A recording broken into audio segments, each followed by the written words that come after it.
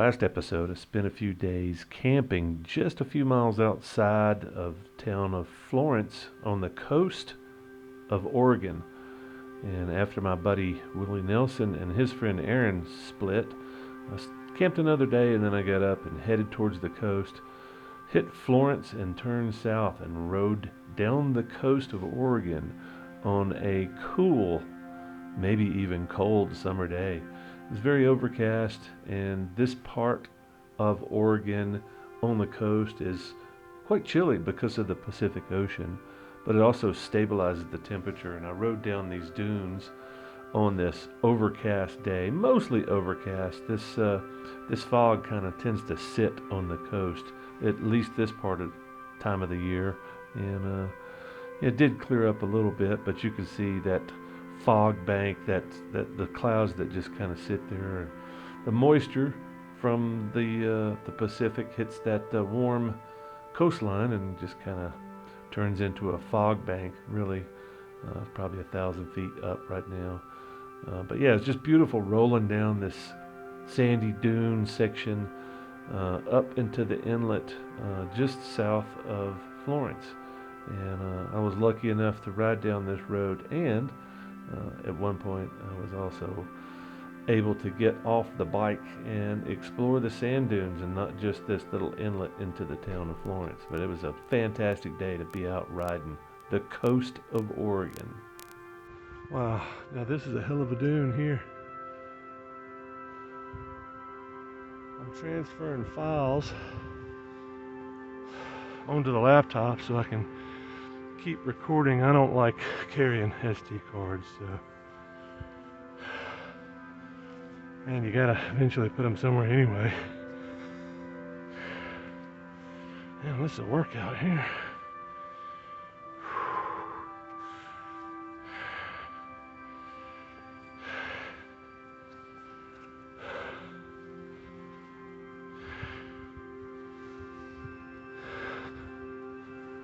I don't know that I've ever climbed a dune this big to get to the beach before.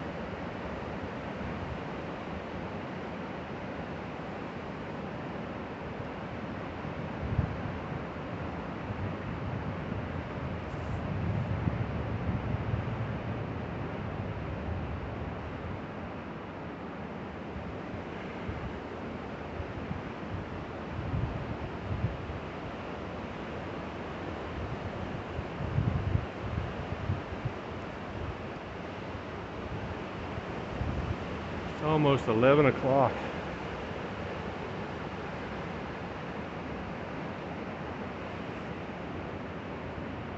This is pretty cool. So the volunteer down below, sitting in this van or this truck over here, said I could camp on the beach, I just can't park here overnight. And he also said he'd be glad to carry me down here. I could park at his campsite. I'm like, wow, that's pretty cool. Anyway, he's a motorcycle guy, so yeah, I guess we have that connection, but it's kind of tempting. It's a beautiful beach. Just wondering what I would do down here. Guess I could spring that haven up, but how would I tie the damn thing off? I don't know. I've only got one pole, that's the problem. And I don't have any way to pack the stuff in, so there's that. Well, I guess all I have to do is keep the spray off and the fog off, right? Still, that's a lot of gear to carry in. To give it some thought. I kept rolling south down to Coos Bay to pick up a package to make my camping experience even nicer. Thank you, Haven. And after I pick up my package, I kept rolling south into a small coastal town and had some lunch, and it was very disappointing. The best thing about it was this cold beer. But yeah, it felt like I was getting raped over this Captain D's for $18. And it was very windy, but it was a beautiful little town, and I just couldn't help but stop. And I think all these beautiful little towns have the little tourist traps like this that are just set up there to take your money because you can't bear to stop. It was one of those places that it's like, wow, this is really cool. I got to check this out, and that's how they got me. I guess that's how they get everybody, though, don't they? I would recommend stopping in this town. Just avoid the fish and chips place because that was a real disappointment. The rest stop doesn't look anything like a rest stop I've ever been to, but pretty cool little trail. You can see the ocean out there, big rocks. You get to walk through some redwoods. These are the small redwoods. Apparently these have only been around since the 40s. Did a bunch of logging in the 30s, and a big fire in 1945 wiped out a lot of forest up here. So these are only 70 years old, maybe.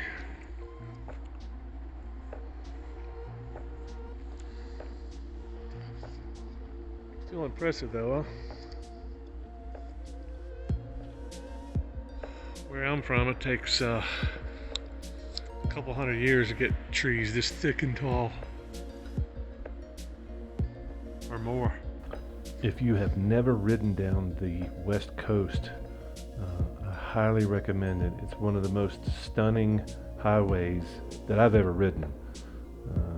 The traffic is surprisingly low for this kind of beauty.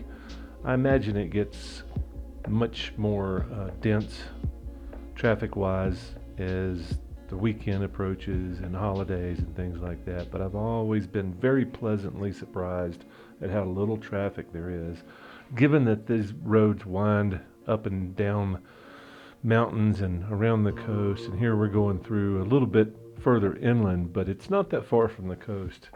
And I imagine that the whole trip from Canada all the way down to Southern California, and I've ridden a good part of it, but I've never ridden this part of the coast in Oregon, and I was really excited to see that it was just as amazing as the parts I've ridden in California and some in Washington.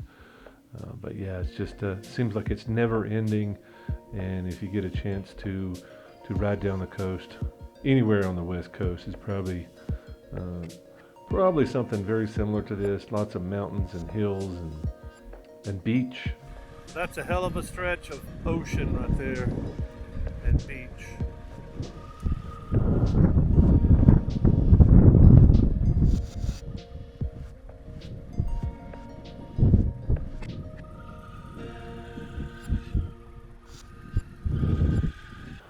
So I continued rolling south down the coast and taking these scenic turnouts here and prodding a few of the roads even. And there were quite a few Oregon state parks and hiking areas, and this was one of those. And it was about mid-afternoon here when I started turning up some of these roads. But so many of them were either parks or paid access to parks. You can see the cloud just whipping over this little point here. And it's beautiful. And I was prodding these little areas to see if I could find some stealth camping opportunities, maybe even hang from a tree off of the coast. And this would have been ideal had I been able to find a place to get the bike far enough off the road not to be seen. But you can see this van over here on the left probably had the right idea. They probably had the same idea that I did. But lots of signs, no overnight. But you can see there's quite a few trees over there too. And yeah, I think it was up a few miles south of that point there before I started finding my way around the forest here. And anytime you're out in the forest, all you have to do is find a place far enough off the road where you're not going to get run over, especially if you're hanging in a hammock. You don't have to find that flat spot that's not covered in rocks and branches and stuff. Maybe. If not, it's just another detour. Well, that may be a creek right there. Unfortunately, I just turned the camera off before I found the perfect spot, and it was just a couple of turns away, and I wound up sitting here and thinking, okay, I'm going to set my hammock up here because this is such a good spot that somebody else is going to take it. And sure enough, probably while I was going to get some water down the hill, several people had passed by that spot. So I loaded up the bike and my water bag, dry bag that I use to scoop and store water for filtering and showering and washing the dishes, and I just rolled down the hill. It was just shockingly right around the corner. It's not 5 miles down this road. As it turns out, it was much closer than 5 miles. It was just at the bottom of the hill, probably within walking distance, and I was very excited to see the river and how beautiful it was, and not just that, how easy access, just on the other side of this bridge, how much easy access I had. Just roll down this road, put you right on the river.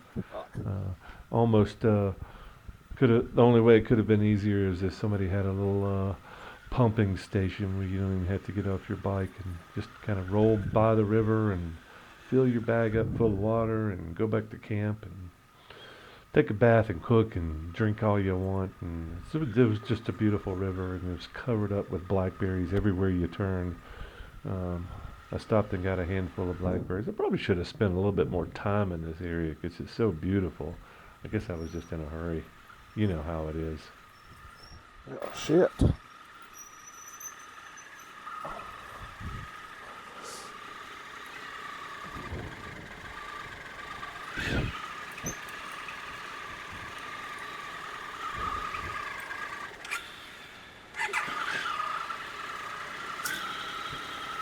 Wow. That is a beautiful river. That's the Pistol.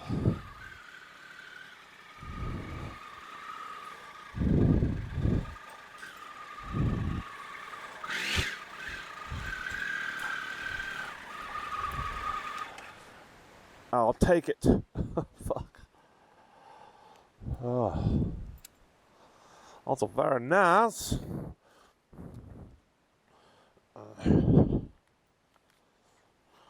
Let's go get us some water real quick. Damn. Man, it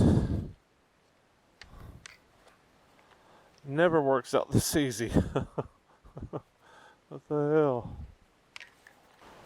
I'm telling you, it never works out this easy. Never, ever. I guess I'm about to die.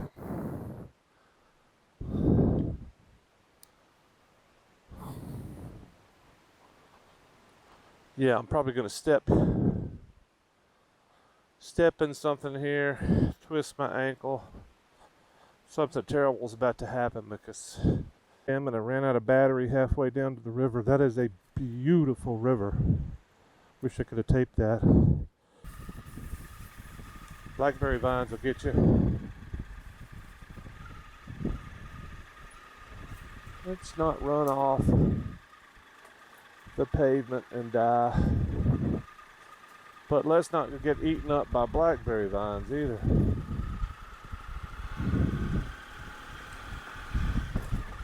What a cool fucking spot, man.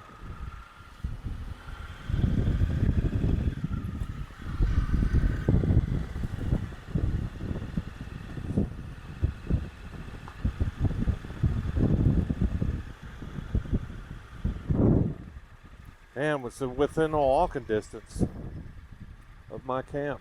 That's crazy. That is crazy.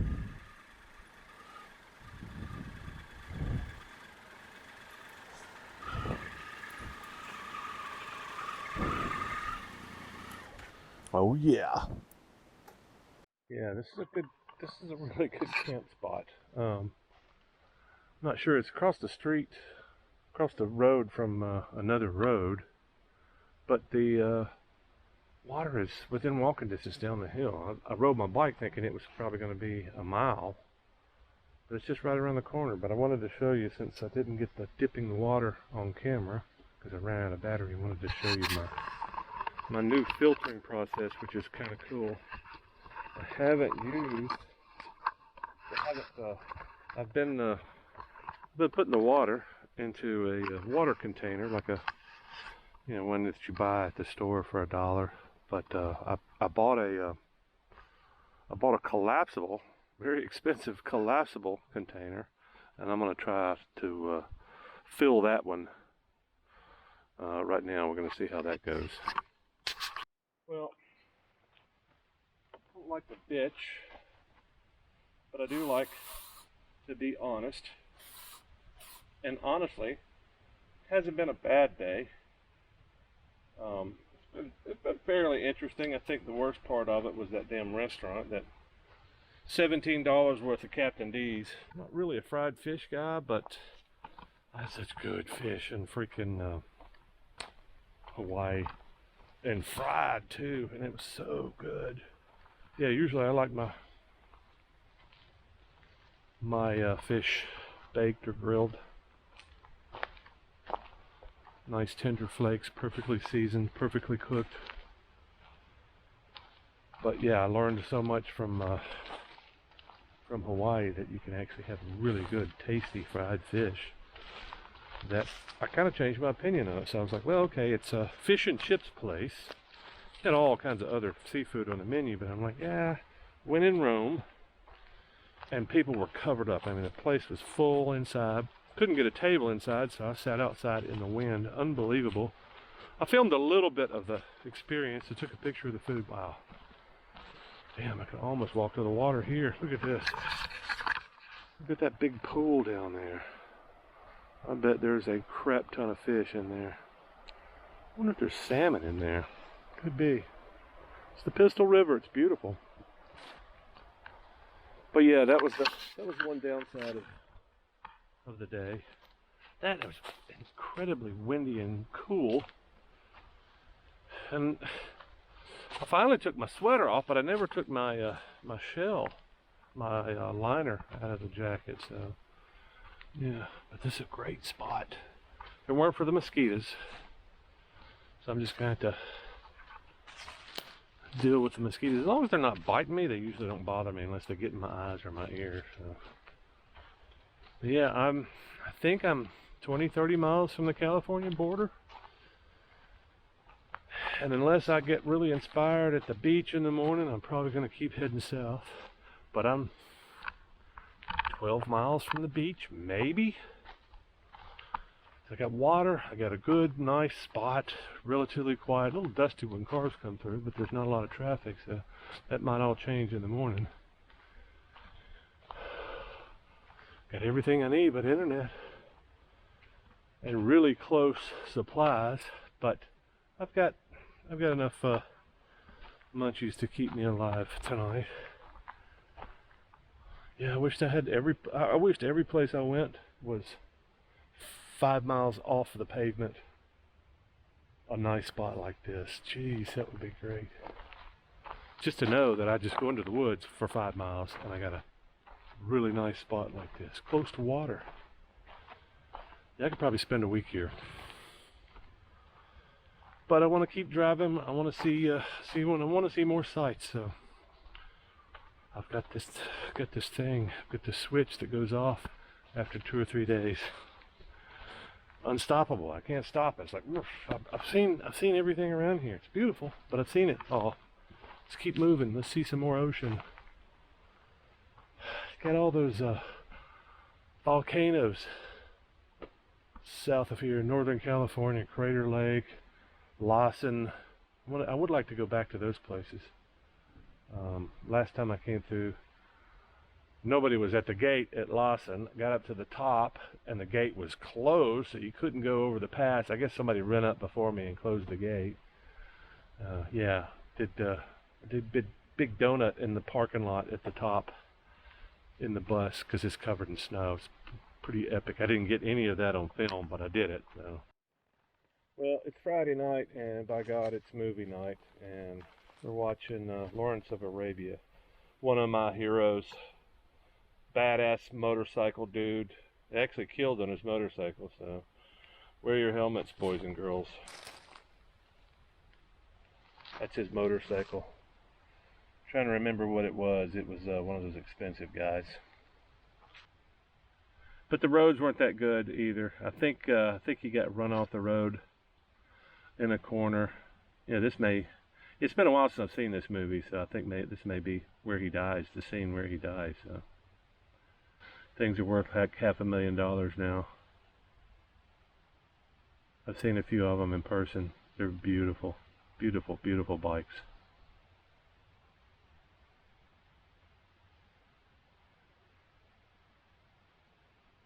And of course he's hauling ass.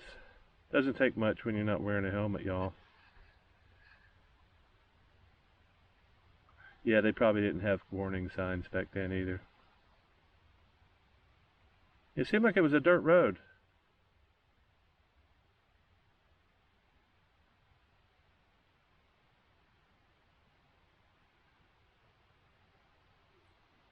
T.E. Lawrence of Arabia. I'm really scared this time because it fell into a tree. I'm afraid I broke something this time. Let me get the side stand up and see what I can do.